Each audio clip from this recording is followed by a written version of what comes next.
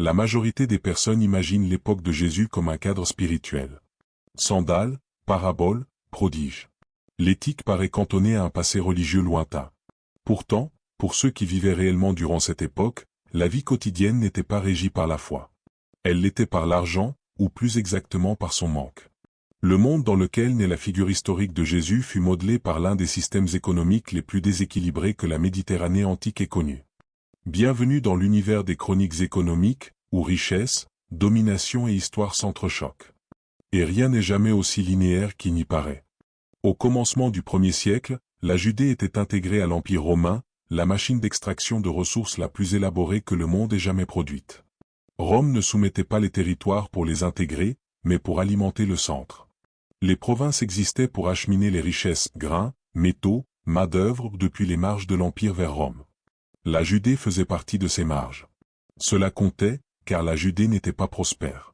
Elle était majoritairement rurale, agricole et vulnérable. La plupart de ses habitants dépendaient directement de la terre. Pas de ferme au sens contemporain. Des lopins à peine suffisants pour subsister. Une récolte ratée ne signifiait pas une baisse des gains.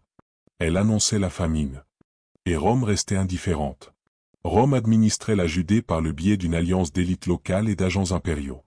Des souverains comme Hérode le Grand gouvernaient avec l'aval romain. Après sa disparition, des préfets romains, comme Ponce Pilate, prirent le relais. Leur mission n'était pas d'élever le niveau de vie.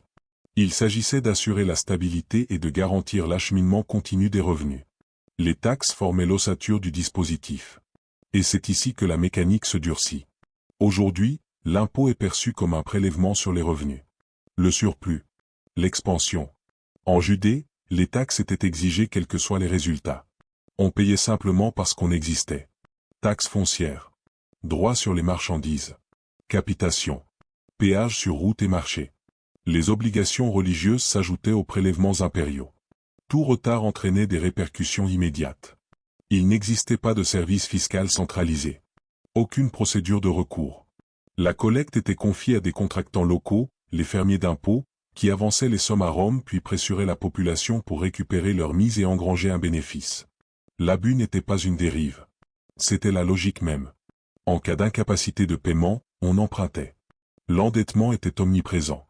Et contrairement à la dette actuelle, aucune échappatoire n'existait. Ni faillite. Ni renégociation. Les intérêts grimpaient rapidement. La terre servait de caution. Une seule mauvaise saison suffisait à précipiter une famille dans une spirale irréversible. Le schéma était souvent identique. Un paysan sème.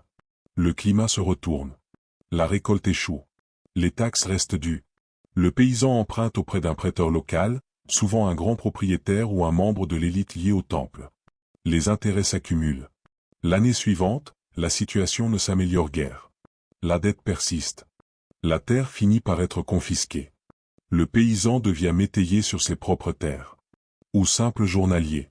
Ou disparaît totalement. Ce n'était pas une anomalie, mais un mécanisme structurel. Progressivement, la propriété foncière se concentra entre quelques mains. Les grands domaines supplantèrent les petites exploitations. Les richesses se cristallisèrent autour d'élites liées au pouvoir romain et au temple. La majorité sombra dans l'instabilité. L'économie ne produisait pas seulement la pauvreté, elle la reproduisait. Et aucun système de protection sociale n'existait. Perdre ses terres signifiait perdre tout soutien. Aucune allocation. Aucun logement. La famille constituait l'unique rempart. La charité locale subsistait, mais restait insuffisante. Quand trop de personnes basculaient simultanément, le système cédait. La dette n'était pas uniquement monétaire. Elle était sociale. Perdre sa terre, c'était perdre son rang, sa sécurité. Son identité. Le futur d'une lignée pouvait s'effondrer à cause d'une sécheresse, d'une taxe ou d'un prêt impayé. C'est dans ce monde que Jésus apparaît. Et il faut le dire sans détour, la majorité n'était pas pauvre par vice, par faute morale ou par malédiction. Elle l'était parce que le système l'exigeait. Rome réclamait des excédents. Les élites locales exigeaient des rentes. Le temple exigeait des revenus. Toute la pression s'exerçait sur les plus fragiles. Cela produisit aussi autre chose, des tensions. La Judée n'était pas paisible. Elle était instable. Les soulèvements étaient fréquents. Le brigandage n'était pas qu'un délit. C'était l'expression d'un désespoir économique. Des groupes émergeaient, promettant justice, délivrance, salut. Les mouvements messianiques naissent rarement dans l'abondance. Ils naissent dans l'effondrement. Et c'est ici que le regard moderne se trompe souvent. Quand les foules entendaient parler d'effacement des dettes, de libération et de justice, elles n'y voyaient pas des symboles. Elles y voyaient une survie économique. Quand on évoquait les pauvres, ce n'était pas abstrait. C'étaient leurs proches, leurs voisins, eux-mêmes. Le mot pardon ne désignait pas seulement un apaisement intérieur. Il signifiait remise de dettes, réinitialisation, échappatoire. Et l'échappatoire était rare. Le système romain était conçu pour l'efficacité, non pour l'humanité. Il concentrait les richesses avec une constance implacable. Il acceptait la souffrance tant que l'ordre persistait. La stabilité primait sur la justice. Les recettes primaient sur les vies. C'est pourquoi la Judée étouffait. On travaillait davantage pour sombrer davantage. La productivité n'apportait aucune sécurité. La croissance ne profitait pas à tous. Elle enrichissait quelques-uns et appauvrissait les autres. L'économie fonctionnait, sans jamais réparer. Et chacun en était conscient. Personne ne croyait à l'équité du système. Personne ne pensait que l'effort garantissait la sécurité. Il n'y avait que l'endurance, la colère, et l'espoir qu'un événement puisse rompre le cycle. C'est dans cet espoir que les idées deviennent explosives. Car dans un système rigide, le moindre changement paraît révolutionnaire. Même les mots peuvent devenir subversifs. Lorsque Jésus commence à s'exprimer publiquement, la pression économique est déjà intenable. L'auditoire est prêt. Les fissures sont visibles. La rage est palpable. Le désespoir est légitime. Ce n'est pas un décor. C'est le moteur. Pour comprendre cette omniprésence économique, il faut examiner l'institution que tous pensaient protectrice, le Temple. Aujourd'hui, le Temple de Jérusalem est souvent perçu comme un simple lieu sacré. Mais économiquement, c'était l'une des puissances financières majeures de la région. Il ne façonnait pas seulement la foi. Il gérait des flux colossaux. Le Temple constituait le cœur d'un système imbriqué. À la fois sanctuaire, trésor, banque, autorité fiscale et judiciaire. Ces fonctions ne pouvaient être dissociées. Chaque homme adulte devait verser une taxe annuelle au Temple. C'était une obligation stricte. Ce n'était pas symbolique. C'était contraignant. La taxe devait être réglée en cycle de tir, pour sa pureté en argent.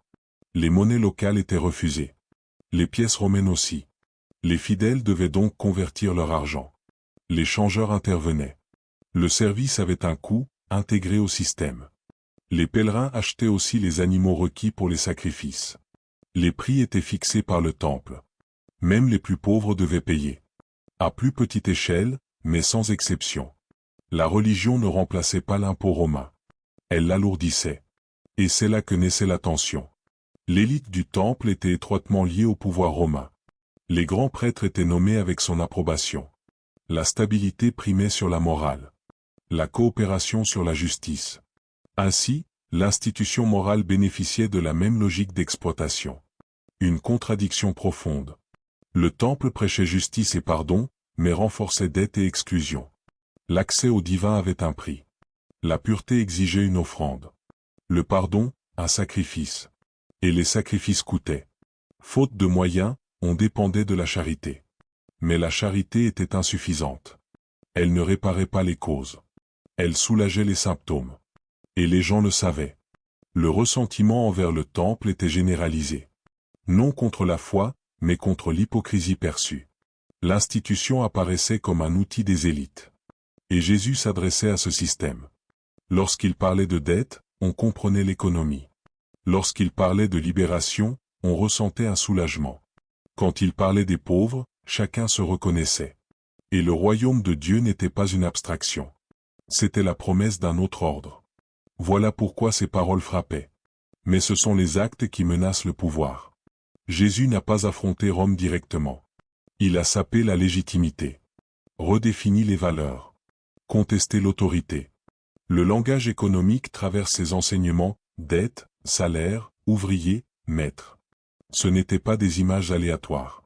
Elles reflétaient la réalité. Puis survint l'acte décisif, la perturbation du Temple. Renverser les tables n'était pas un simple geste religieux.